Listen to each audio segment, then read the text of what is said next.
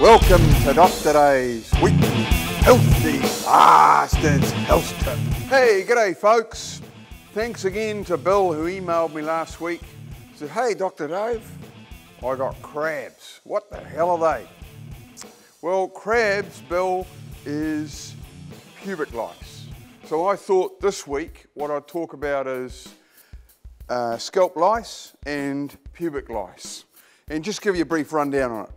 So let's start with head lice, or what the brainy bastards call pediculitis humanus capitis.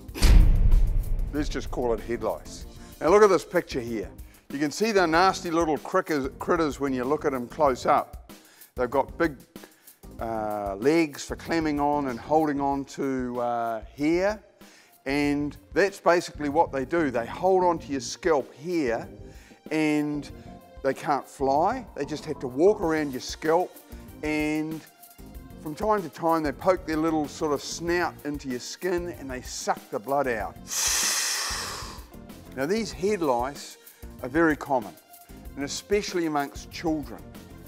They can't fly, so they spread by direct contact with, you know, kids cuddling each other or sleeping on the same bed and stuff.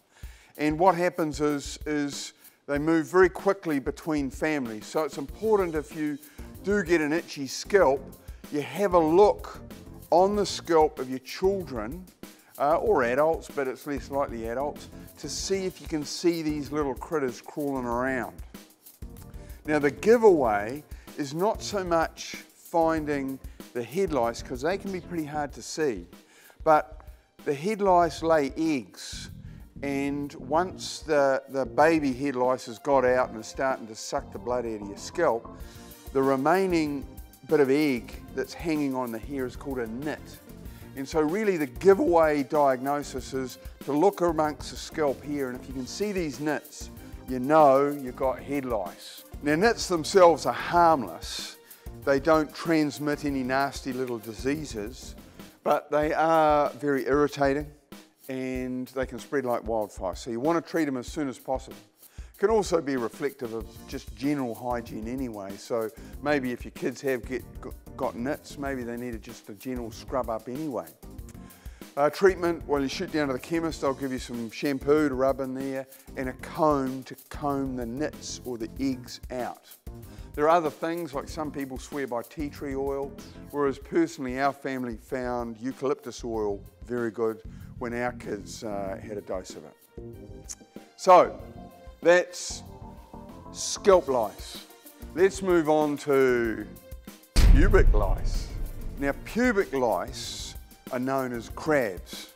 They're slightly different from the form of lice that you get in the scalp, but they essentially do the same thing. They hang around on pubic hair and they cause a lot of irritation, and they're spread by contact with other people's pubic hair, which, so I assume it's sort of sexual contact really. And they are easily treated with the right shampoos, but again it can be reflective of general genital hygiene. If you have got pubic lice, maybe you've got a sexually transmitted disease as well, and it might be worth getting checked out with a doctor to check you haven't got chlamydia or the clap or something like that. So, you know, it's pretty embarrassing saying you got crabs. In fact, I wouldn't tell anyone. But if you have got them, they're easily treated, but do get checked out with your doc for other things at the same time. Thanks, fellas.